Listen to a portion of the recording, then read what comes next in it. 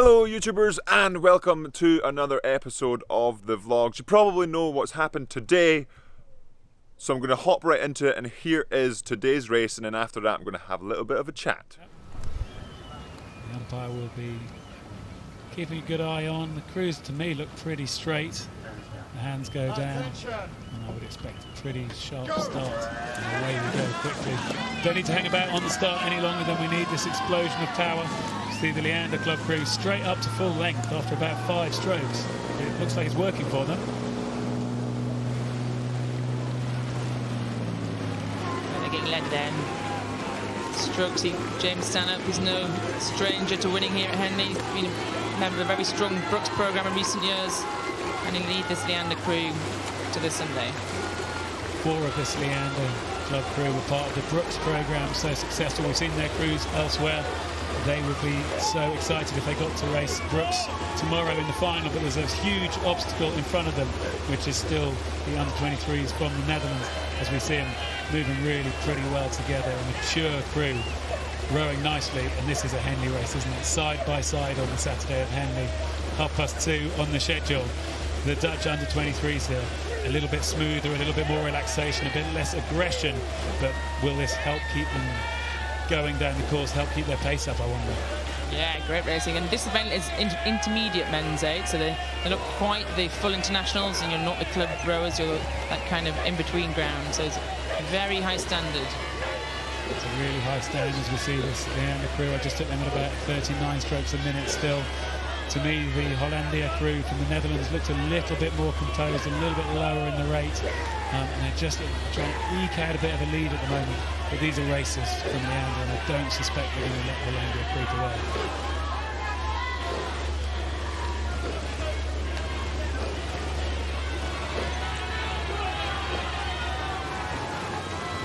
So under-23 crews here have to stay within these intermediate events. They're not international, they won't go up to the Grand, but they're beyond the club events here at Henley. The Leander Club, this crew stacked full of former internationals, as you say.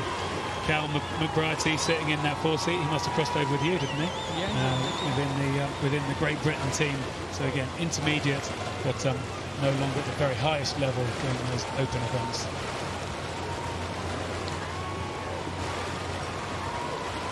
What do you see going on here, do you think, Jess? I think these guys are going to be strong, and I think they'll be physical. They've all been here before. They're definitely been in GB vests, and they'll know how to race down this course. Just depends how long they've been in this crew for. Can this Dutch under-23 crew just eke out? They look quite relaxed, these guys. There really is something about them right from the start. They've had totally impassive faces, haven't they? Just relaxed, just no gritting of teeth, no movement in those cheeks. They're just smoothly going along, being loose and relaxed, and almost like they're enjoying themselves out there, but they won't be. We absolutely know it. They'll be working so hard, those quads will be burning, their backs will be burning, they'll be drawing everything out they can out their arms to finish each stroke off. But they're able to do it in a relaxed kind of way and in a very applied kind of way, so there's nothing wasted. We've seen a lot of Dutch crews here at this regatta in 2019, and this is textbook Dutch rowing, I would say. The long, silky rowing, the loose, relaxed face, the long arms. Can the Leander boys over here, the Buchan station, the left of your screen, and they stay in contact and see how much pressure they can put these boys under coming through the middle of this race now? Well, it's this difficult third quarter now, isn't it, where things are really hurting, and this Dutch crew have just started to ease this out now. It's about half a length, and the Leander crew now, if they're going to come back, they probably need to really start making something happen now. You have a look along these faces, showing just a few more signs of pain. Richard Hawkins there in that 2 seat, but it still looks pretty solid, I think, as we look at it.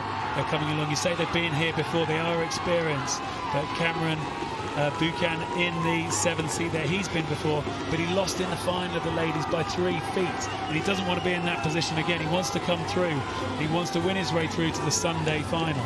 As we look across the faces now of this Dutch crew, still moving nicely. And is it a rhythm? Can you see the rhythm there, do you think? Yeah, I think that's really quite rhythmical. I think it's quite loose up in their arms. They're letting their arms do the work, the legs do the work, sorry. But this is the under crew, hold on your left-hand side.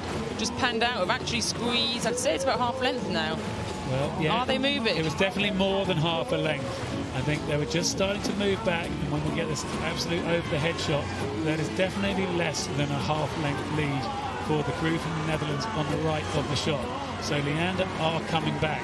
The question is, will they be able to keep the momentum? Will they be able to keep coming back? Or will the crew from the Netherlands be able to respond? When you look at this, the blade roll is great in both crews. The problem with these big eights is when you're up in the stern, up in the 7 seat, the back of the boat, 6 seat, 7 seat, stroke seat, you can't see that boat anymore, but the bows, they're maybe shouting a word or two, like we're moving, we've got them, they're right here, and that energizes the crew. Once that starts happening, big things can happen, and I think the Leander boys are actually coming right back on them now, Greg. Well, I think they were brave, the Leander boys. Jamie Stanhope in the stroke seat. Looked like they tried to take it up early. They went for it early. The Netherlands, I think, responded and checked that move. It looks to me like Leander are going again. They're going again now in front of the grandstand. They're coming towards our commentary position. I reckon it's about a minute left, if that. Can Leander do it?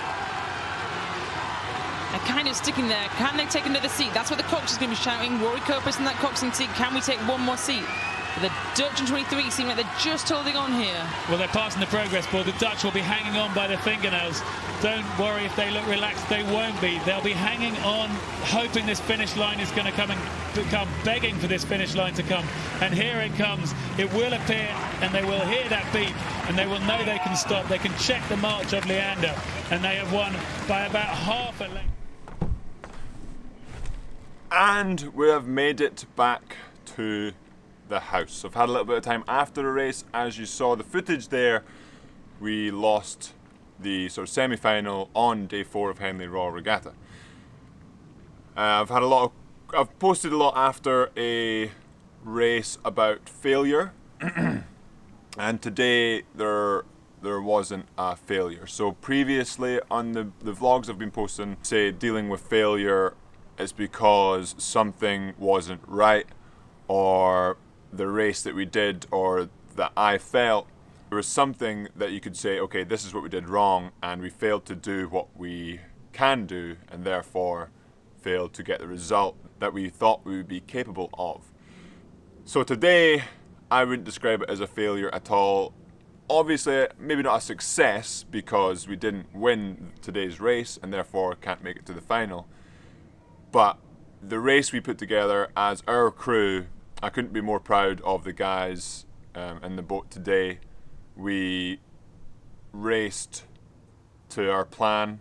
We've been struggling a little bit throughout the season to race to get a full piece, a full run down the track, all right. We've got the start here, the finish there, the middle there, but never in one piece, one race. And today we managed to do that, and that's probably the fastest we've ever went as well. So it's really good to have that in an actual race. But unfortunately, the crew we were racing went even faster. So they went 5:54 for the 2,112 meters, which is actually right now the grand record, the event above us. So, and we broke the original ladies plate record as well. I think it was 58 or 9, and we went 56, but we lost. So the new record is now to Hollandia, and congratulations to those guys, and we'll see how they get on against Brooks University tomorrow. I think that race is going to be epic. So what happens now? What happens today after the race? So recovery is still important, making sure my body is getting the fuel in, etc., because remember, food is fuel, and making sure that I'm mentally ready to go for the next step. And I'm going to make another video probably next week about sort of what goes on now over the summer. But obviously there's still another day of Henley Royal left, and we're going to see how that goes, all of the finals. So basically the races get tighter and tighter and tighter. We've already had some victories that have been won by that, so tomorrow I think is going to be just a bunch of outrageous racing, and I'm looking forward to watching it from the spectator side tomorrow. And also the reason why I've actually got this shirt on, so I changed into my Yam Squad shirt because the support from you guys, not only today, yesterday, over the Henley sort of last week or so, but the whole year and the entire time I've been trying to push the community. And also a shout out to everyone. I've been getting messages just yam on it, go, good luck, etc. And none of them have gone unnoticed, but I can't respond at this rate to all of them. So they don't go unnoticed, and thank you so much for sending them and they do spur me on, and I let all the guys know the messages that you send, and they appreciate it too. And all the shouts down the course today and yesterday, it was really pumping me up and really getting me going. And I'm sure the other guys that were getting, the crowds were insane today. Obviously not all Yam Squad related, but just that is sort of Henley Royal Regatta in a nutshell. It's like rowing as close as you can into a stadium, especially when you come into the steerage enclosure the last couple of 100 metres, when there is thousands of people cheering for the boats, especially when the race is pretty close. But thank you so much to the Yam Squad once again, and I really appreciate that you're following in my journey, and a lot of people share their journey as well, and the journey does not stop here. So that's kind of a hint what's going on. But over the summer, another hint, doing something a little bit different, changing things up a little bit, but I'll speak about that next week, and then we'll go to Henley Royal Regatta tomorrow and see what happens, see what I can film, and say hello to everyone on the bank. But that will be it for today's episode. Hopefully you enjoyed it. Like I said, so proud of the guys in the race today. I don't think we couldn't have went 2 seconds faster. We put everything on the line. We were getting to the end of the course and struggling. That the Hollandia boat was. That they're outrageous. That's awesome for them. Congratulations to them. And then obviously going on to the final tomorrow. So good luck to them and good luck to Brooks as well. But now I'm going to chill out, relax, enjoy my weekend, and then we're not going to get to full-time training. I'm going to have a bit of a taper down, but again, that's for next week. And as always, Yam Squad, remember to subscribe if you haven't already. Hit that like button. Thank you so much to everyone who has sent the messages of support. And on the YouTube channel as well, I've been sent screenshots of just when we were racing. The amount of support for the Yam Squad going down the course was just insane. So thank you very much for that as well. And have a good one.